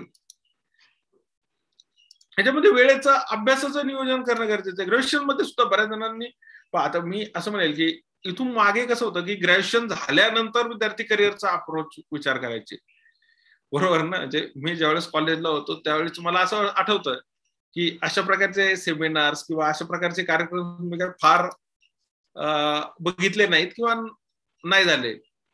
तर त्यामध्ये आता तसं करण्याची गरज नाही, किंवा आता तुलनेने 2 गोष्टी आहेत. एक मुळात म्हणजे ह्या संधी उपलब्ध आहेत आणि दुसरी गोष्ट स्पर्धा त्या प्रकारची आहे. त्यामुळे आता तुम्ही असं याला म्हटलं की एम्प्लॉयबल स्किल्स तुम्ही कॉलेजमध्येच तुम्हाला कळायला पाहिजे की मी पुढे जाऊन काय करू शकतो. म्हणजे तुम्ही कॉलेजमध्ये गेल्या पूर्ण झाल्यानंतर तुमच्याकडे ते स्किल सेट बिल्ड करण्याकडे लागणार वेळ कमी असतो. आपल्याकडे एक प्रेशर तयार होतं, आपण लवकरात लवकर सेटल होणं गरजेचं आहे. याच्यात काहीच प्रश्न नाही. म्हणजे हे जगातल्या प्रत्येक माणसाला लाभ होईल ते आपल्याला लाभ असणार आहे. त्यामुळे कॉलेज काळामध्ये बऱ्याच वेळा आपण आपला वेळेचा योग्य वापर केला नाही तर आपल्याला त्याची किंमत नंतर चुकावी लागू शकते. आणि मला त्यासाठी ही गोष्ट महत्वाची वाटते की तुम्ही तुमचं दररोजचं वेळेचं नियोजन केलं पाहिजे. You should be very conscious about your time. बऱ्याच वेळा असं विद्यार्थ्यांना असं एक वाटत असतं की आता आपण बघितलं असेल की इतकं हँगआउट असतं, मी इथं जातो, मग मोकळा वेळ कसा घालवावा याचे हे मला असं वाटतं की खरं तर हे फार हे माणसाचे विचार नसावेत एज्युकेशनच्या मध्ये. तुम्ही तुमच्याकडे मोकळा वेळ राहतो याचाच अर्थ तुमच्याकडे काहीतरी प्रॉब्लेम आहे असं मला वाटतं. You should always engage with some work. तुम्ही त्या ठिकाणी वेळेचा विचार केला पाहिजे. You should be very conscious about your work. तुम्ही जरी 3 दिवस सुट्टी घेतली, 4 दिवस सुट्टी घेतली, असं तुम्ही ठरवलं पाहिजे की मला या वेळ मिळाला, बरोबर ना. म्हणजे असा वेळेचा जर योग्य विचार केला तर जगात त्या माणसाला खरंच काही कमी पडू शकत नाही. तो श्रीमंतच राहणार याची मी खात्री देते. त्याचं कारण काय, तो योग्य वेळ वापरतो, त्याची वेळ चांगली असते असं माझं मत आहे. प्लॅन बी चा इम्पॉर्टन्स काय आहे तर निश्चितपणे प्लॅन बी मला असं वाटतं जगात प्रत्येक माणसाकडे असतो आणि असतं पाहिजे. परंतु प्लॅन बी असा नको की त्या प्लॅन बी वरच आपलं फोकस असला पाहिजे, बरोबर ना. Plan A should be very strong. असं असलं पाहिजे की प्लॅन बी ची आपल्याला गरज पडली नाही पाहिजे. पण मला असं वाटतं यासाठी तुम्ही एखादा प्रोफेशनल कोर्स करू शकता, हा एक पार्ट आहे. किंवा मला असं वाटतं की एमपीएससीचा अभ्यास करत असताना सुद्धा प्लॅन बी तयार होऊ शकतो. कारण एमपीएससी मध्ये तुम्हाला वेगवेगळे स्किल सेट डेव्हलप होताना दिसतात, वेगवेगळ्या परीक्षा देता येतात तुम्हाला. म्हणजे आता जर तुम्ही राज्यसेवेची तयारी केली तर तुम्हाला PSI STI देता येते, शासनाची वेगवेगळ्या परीक्षा देता येतात, बँकिंगचे देतात, तो एक पार्ट असतो.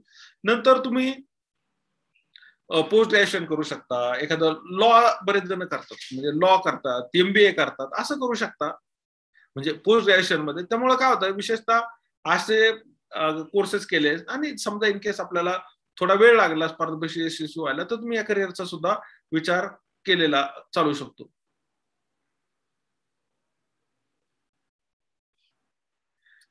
पुस्तकाची यादी तुम्हाला आपण वेबसाईट बरोबर शेअर करू.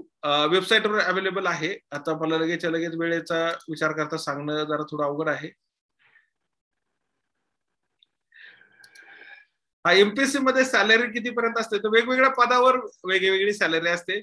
आयोगाच्या वेबसाईटवर फॉर्म आहे, त्या फॉर्मवर सुद्धा तुम्हाला इतर माहितीमध्ये मिळते. पण मी स्वतः माझा वैयक्तिक असा सल्ला असेल की याचा फार विचार न करता आता तुम्ही सध्या अभ्यास करा. आयोग अधिकारी म्हणून काम करण्यासाठी आवश्यक असणारी सॅलरी शासन देत असतं आणि त्याच्यात सातत्याने बदल होत असतात. लॉ बद्दल माहिती सांगा तर पूर्व परीक्षेला लॉ बद्दल प्रश्न विचारले जात नाही, पण मुख्य परीक्षेला मात्र लॉचे काही प्रश्न असतात, पूर्व परीक्षेला नसतात. खरं तर अजून खूप चांगले प्रश्न विचारतात, पण तुम्ही आधीपासून विचारले तर अजून चांगलं झालं असतं. आता पण विचारू शकता कारण आपल्याकडे थोडा वेळ कमी आहे. एकंदरीत स्पर्धा परीक्षा ही आपल्यासाठी जरा थोडं कसं आहे की कोणती गोष्ट नवीन मध्ये आपल्याला दडपण येतं. स्पर्धा ह्या शब्दाचा आपल्याला फारसा आवडत नाही, कारण स्पर्धेमध्ये यश आणि अपयश या दोन गोष्टी असतात. तर मी यामध्ये असं म्हणेल की स्पर्धा परीक्षेमध्ये अपयश कधी येत नसतं, कारण त्याला देअर आर स्टेजेस.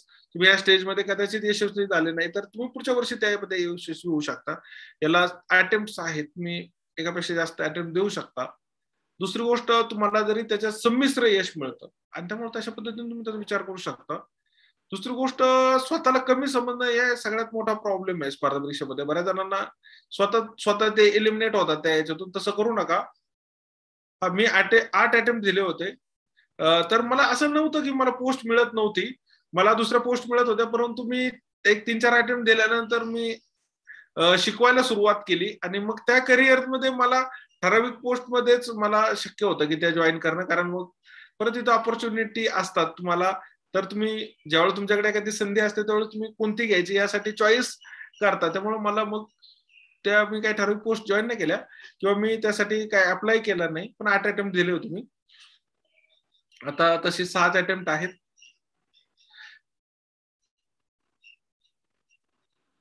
11वी-12वीच्या याच्यावर सायन्समध्ये काही प्रमाणात प्रश्न येतात. इतिहास, भूगोल, राज्यव्यवस्थामध्ये 11वी-12वीचं, इकॉनॉमीचं सुद्धा 11वी-12वीचं पुस्तक आहे, ते चांगलं आहे. 11वीचं आणि 12वीचे अर्थव्यवस्थेचं पुस्तक आहे, त्याच्यावर पण प्रश्न विचारले जातात. 11वी-12वीचं इतिहासाचं पुस्तक आहे, त्याच्यावर प्रश्न विचारले जातात. भूगोलाचं पुस्तक आहे, त्याच्यावर प्रश्न विचारले जातात. सायन्सवर काही प्रमाणात प्रश्न विचारले जातात, पण निश्चितपणे उपयुक्त आहेत. राज्यसेवेत कोणत्या प्रकारच्या पोस्ट आहेत तुम्हाला डिटेल माहिती मिळेल, परंतु खूप वेगवेगळ्या प्रकारच्या 30 पेक्षा जास्त पोस्ट आहेत. म्हणजे त्याच्यात आपल्याला जास्त माहिती असलेल्या डेप्युटी कलेक्टर, डीवायएसपी, तहसीलदार, असिस्टंट कमिशनर, स्टेट टॅक्स ह्या पोस्ट आहेत. परंतु अनेक वेगवेगळ्या प्रकारच्या स्टेट एक्साइज मधल्या पोस्ट असतात, एज्युकेशन मधल्या पोस्ट आहे, इंडस्ट्रीज मधल्या पोस्ट आहेत आणि दरवर्षी सातत्याने शासनाने याच्यामध्ये पोस्ट विचारलेले आहेत. मी कोणत्या क्लासमध्ये शिकवतो, तुम्ही युनिक मध्ये शिकवतो, युनिक अकॅडमीमध्ये मी इकॉनॉमी हा विषय शिकवतो. स्पर्धा परीक्षेसाठी मानसिक स्थिती काय असली पाहिजे, मला असं वाटतं याचा फार विचार न करता स्पर्धा परीक्षा करायची आणि मला अधिकारी व्हायचंच ही मनात ठरवलं की ऑटोमॅटिक मानसिक संतुलन प्राप्त होतं. हे जे स्ट्रेस मॅनेजमेंट वगैरे या गोष्टी म्हणजे वैयक्तिक जीवनात मला काही त्याची गरज पडली नाही का, तर मला असं वाटतं की काम करत असल्यामुळे माझा स्ट्रेस येत नाही. स्ट्रेस त्याला येतो की त्याचं काम कमी पडतं, बरोबर ना. मला असं वाटतं की स्पर्धा परीक्षेमधला विद्यार्थी हा इतका एंगेज असतो कारण त्याला you have to run with the time बरोबर काम करावं लागतं. आणि दुसरी गोष्ट, हे अभ्यास हा खूप वेगळ्या प्रकारचा आहे, त्यामुळे तुम्हाला ए अभ्यासातून दुसरा बी अभ्यास करताना, एक विषय बोलतो दुसरा अभ्यास करताना तुम्हाला तणाव निघून जातो. म्हणजे एवढा काही मानसिक असा इश्यू नाही खरं तर.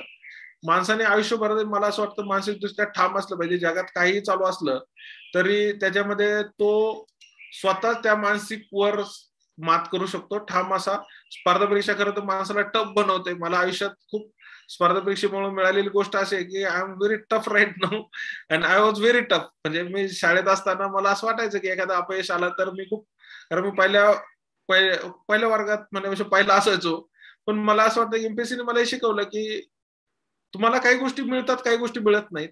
तुम्ही प्रयत्न केले तर तुम्हाला त्याच्यातून एक गोष्ट नाही मिळाली तर कदाचित बी मिळू शकते. त्यामुळे तसं ठाम राहणं गरजेचं, टफ राहणं गरजेचं आहे. इकॉनॉमीमध्ये कोणते पॉईंट इम्पॉर्टंट आहेत असा प्रश्न आहे. तर इकॉनॉमीमध्ये पंचवार्षिक योजनावर प्रश्न विचारले जातात, नंतर मानव विकास, शाश्वत विकासवर प्रश्न विचारले जातात, बजेटवर प्रश्न विचारले जातात, बँकिंगवर प्रश्न विचारले जातात, शासनाच्या वेगवेगळ्या योजना आहेत त्याच्यावर प्रश्न विचारले जातात, लोकसंख्येवर प्रश्न विचारतात, डेमोग्राफिक्सवर, आणि यावर इकॉनॉमीमध्ये जास्त प्रश्न विचारले जातात.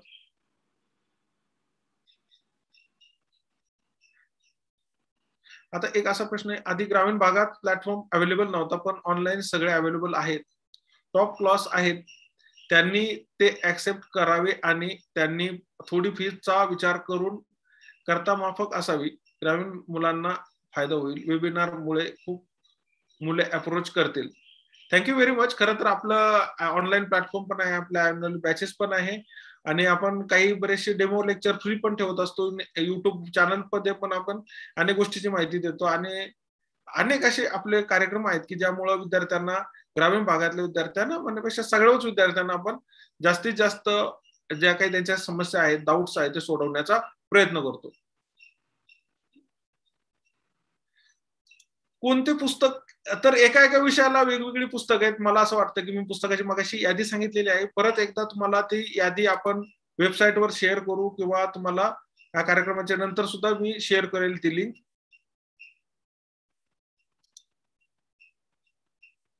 एमपीएससी साठी फिजिकल पण आहे का? तर एक लक्षात घ्या, फिजिकल स्टँडर्ड्स लागतात DYSP आणि ARTO पदासाठी. बाकीच्यांना फारसा काही प्रॉब्लेम येत नाही. आणि PSI ला मात्र फिजिकल असते. PSI परीक्षेला फिजिकल असते. राज्यसेवेच्या पदामध्ये फिजिकल स्टँडर्ड्स मध्ये त्याला फक्त त्याचे काही मेडिकल स्टँडर्ड्स आणि फिजिकल स्टँडर्ड चेक केले जातात, म्हणजे टेस्ट केली जाते, परंतु त्याला अशी धावणं वगैरे असं करावं लागत नाही. PSI परीक्षेसाठी मात्र त्याला तशा प्रकारची ती चाचणी द्यावी लागते.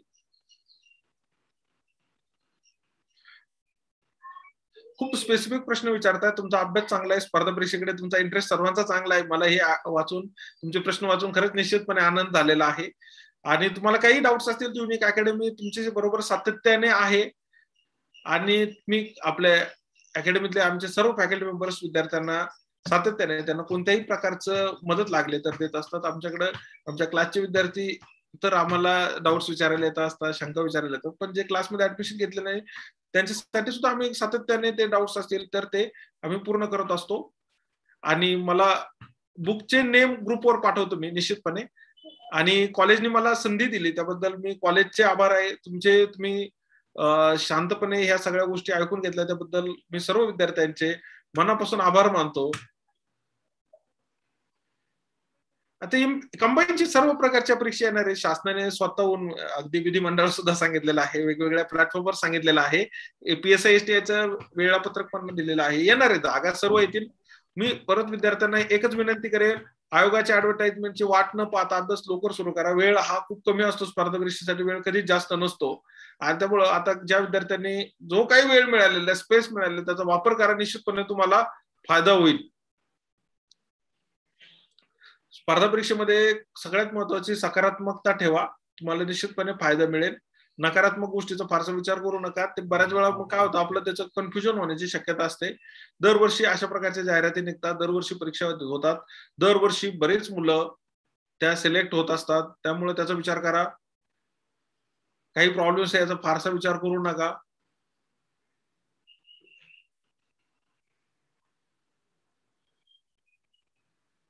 ओके, परत एकदा सांगतो, तुमचा टाइम हा सगळ्यात महत्वाचा आहे. वेळेचं नियोजन करा.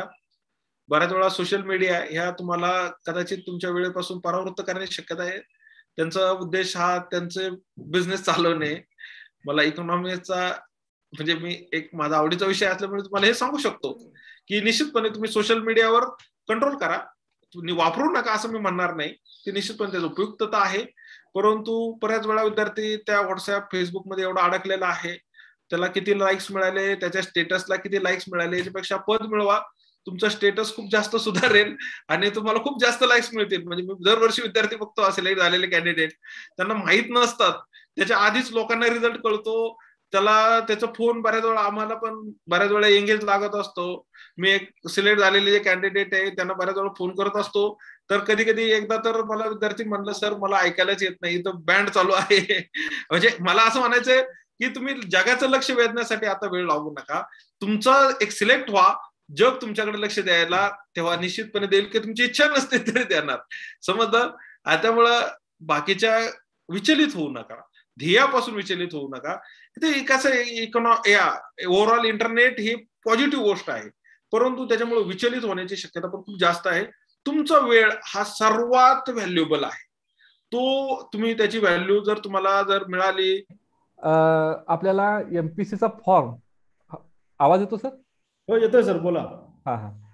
तर या ठिकाणी एमपीसीचा फॉर्म कसा भरावा या संदर्भात अतिशय सखोल असं मार्गदर्शन या ठिकाणी झालेलं आहे. तर विद्यार्थ्यांनी लक्षात घेतलं पाहिजे की बऱ्याच वेळेला आपण ज्या वेळेला फॉर्म भरत असतो तेव्हा छोट्या छोट्या गोष्टी आपल्याकडून राहत असतात आणि त्या छोट्या गोष्टीपासून फार मोठ्या चुका भविष्यात उद्भवतात. आणि म्हणून केव्हाही कुठल्याही परीक्षेचा फॉर्म भरत असताना फार महत्वाची काळजी आपल्याला घ्यावी लागते. तर या ठिकाणी आपल्याला फॉर्म भरत असताना आपली कास्ट, कॅटेगरी, नॉन क्रिमिलेअर, आजच्या व्याख्यानामध्ये ज्या काही गोष्टी सांगितलेल्या आहेत त्या गोष्टी आयुष्यभर प्रत्येक विद्यार्थ्यांना आत्मसात करणं गरजेचं बनलेलं आहे. कारण आता इथून पुढचं जे युग आहे माहिती तंत्रज्ञानाचं युग आहे आणि छोट्या छोट्या चुका सुद्धा आपल्याला फार महागात पडतात. त्यामुळं कधीही कुठल्याही परीक्षेचा फॉर्म भरत असताना कधीही लाईटली घ्यायचं नाही. बऱ्याच वेळेला आपण पाहतो की मुलं मित्रांच्याकडनं फॉर्म भरून घेतात किंवा इंटरनेट कॅफे गेल्यावर तो कॅफेवाला काय म्हणाली तसं फॉर्म भरत असतो आणि कधी कधी काही एंट्री असतात तो स्वतःच्या मनानं भरत असतो आणि मग नंतर मात्र त्या चुका उद्भवतात. विशेषतः ज्या वेळेला तुम्ही इंटरव्ह्यूला वगैरे जाता, म्हणजे प्रिलियम मेन क्लिअर करून इंटरव्ह्यूला जाता तेव्हा सुद्धा किंवा सर्व्हिसला जॉईन होताना सुद्धा ह्या गोष्टीची अडचण आपल्याला निर्माण होऊ शकते. प्रत्येक आणि बारीक अशा गोष्टीचं या ठिकाणी मार्गदर्शन झालेलं आहे आणि त्याबद्दल मी मेढे सरांचे या ठिकाणी मनापासून आभार मानतो. त्याचबरोबर या ठिकाणी उपस्थित आहेत चंद्रकांत खराटे सर. त्यांना मी विनंती करतो की त्यांनी सुद्धा 1-2 मिनिटांमध्ये आपलं मनोगत व्यक्त करायला काय हरकत नाही. खराटे सर 1-2 मिनिटांमध्ये आपल्या मुलांना थोडंसं मार्गदर्शन करायला काय हरकत नाही.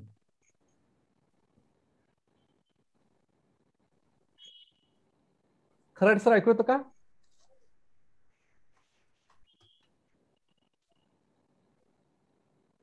खराटे सर मी अनम्यूट केले बघा तुम्हाला. हा नमस्ते सर. नमस्ते. धन्यवाद सर. मी खरं आपल्या महाविद्यालयाला खूप खूप शुभेच्छा देतो आणि आपले सुरेश पाटील सर ज्यावेळी तासगावला होते त्यावेळेस सुद्धा आपण तासगावच्या महाविद्यालयामध्ये कार्यक्रम घेतला होता आणि सर ज्यावेळेस आपल्याकडं ज्यावेळेस प्राचार्य म्हणून नियुक्त झाले त्यावेळेस लगेच सरांनी आम्हाला संपर्क साधला युनिक अकॅडमीशी आणि आपल्या महाविद्यालयात कार्यक्रम घ्या असं आपल्या महाविद्यालयाकडून आम्हाला विनंती करण्यात आली. मी खरंच सरांनी पण सांगितलं होतं की हा ग्रामीण भागातला आणि गरीब विद्यार्थी आहेत या ठिकाणचे, तर आपण युनिक अकॅडमीच्या माध्यमातून आपण ऑनलाईन काय कोर्स घेत असतो किंवा काय टेस्ट सिरीज असतात किंवा जे काही व्याख्यान असतात, निश्चित आम्ही आपल्या जे काही विद्यार्थी आहेत गरीब जी गरजू विद्यार्थी असतील तर त्यांना तुम्ही रिकमेंड केलं किंवा जरी संस्थेला जरी काही अशा प्रकारचे लेक्चर्स हवे असतील किंवा महाविद्यालय हवे असतील तर आम्ही तुम्हाला त्यामध्ये सहकार्य करू असं मी आमच्या संस्थेच्या वतीने मी आश्वस्त करतो आणि तुम्हा सर्वांचं मी पुन्हा युनिक अकॅडमीच्या वतीने धन्यवाद देतो की तुम्ही सर्वांनी अतिशय चांगल्या पद्धतीने हा कार्यक्रम राबवला आणि खूप चांगला विद्यार्थ्यांचा प्रतिसाद या ठिकाणी मिळालेला आहे आणि त्यामुळे मी आपल्या सर्वांचे आभारी आहे. धन्यवाद सर. या ठिकाणी आजच्या या कार्यक्रमाचं आभार व्यक्त करण्यासाठी मी माननीय श्री PJ चौधरी सरांना विनंती करतो. चौधरी सर या की इथे या की ठीक आहे.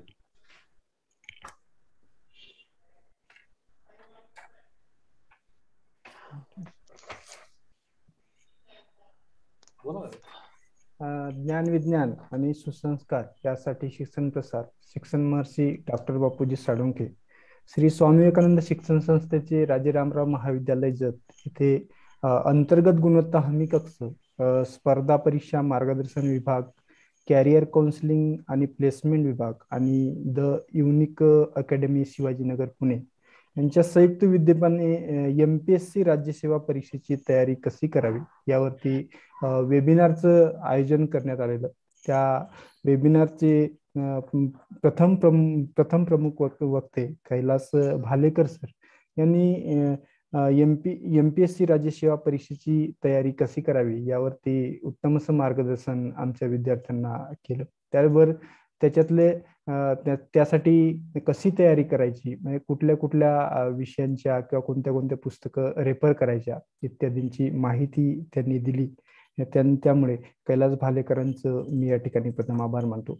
त्याबरोबर या कार्यक्रमाचे दुसरे वक्ते श्री राजू मेढे sir the unique academy Pune यांनी सुद्धा जो MPSCचा फॉर्म असतो हा MPSCचा फॉर्म कसा भरावा, त्यासाठी कुठले डॉक्युमेंट्स लागतात, त्यात कुठल्या अडचणी त्यामध्ये येऊ शकतात यांची चांगली माहिती विद्यार्थ्यांना दिली आणि मार्गदर्शन केलं. त्याबद्दल मेढे सरांचंही मी सुद्धा या ठिकाणी आभार मानतो. त्याबरोबर या युनिक अकॅडमी अंतर्गत ऑर्गनाईज करणारे चंद्रकांत खराटे सर यांनी सुद्धा सुंदर असं मोलाचं मार्गदर्शन आमच्या विद्यार्थ्यांना या वेबिनारमध्ये केलं. त्याबद्दल त्यांचेही सुद्धा मी आभार मानतो. या कार्यक्रमाचे वेबिनारचे अध्यक्ष महाविद्यालयाचे प्राचार्य professor doctor Suresh Patil sir यांनी सुद्धा आपल्या अध्यक्षीय मनोगतातून विद्यार्थ्यांना मोटिवेट करणारं असं मार्गदर्शन या ठिकाणी केलं, त्याबद्दल पाटील सरांचे सुद्धा मी या ठिकाणी आभार मानतो. हे ऑर्गनाइज करण्यासाठी ज्यांचं ज्यांचं योगदान आहे, की IQAC कोऑर्डिनेटर डॉक्टर शिवाजी कुलाल यांचं मी या ठिकाणी आभार मानतो. प्राध्यापक दीपक कुंभार यांचे सुद्धा मी या ठिकाणी आभार मानतो. प्राध्यापक SG माडी यांचे सुद्धा मी आभार मानतो. आणि विशेष की SG गावडे सर की यांनी स्वागत प्रास्ताविक त्यावर हे जे वेबिनार आहे, हे वेबिनार ऑर्गनाईज करण्यामध्ये गावडे सरांचं फार मोठं योगदान आहे. तर डॉक्टर SG गावडे सर यांची सुद्धा मी या ठिकाणी आभार मानतो. आणि कळत नकळत ज्यांचं सहकार्य या ठिकाणी लाभलेलं असेल, त्यावर या वेबिनारला उपस्थित असलेले विद्यार्थी होते, या सर्वांचं मी या ठिकाणी आभार व्यक्त करून अध्यक्षाच्या वतीनं हा वेबिनार या ठिकाणी समाप्त झाला असं मी घोषित करतोय. धन्यवाद.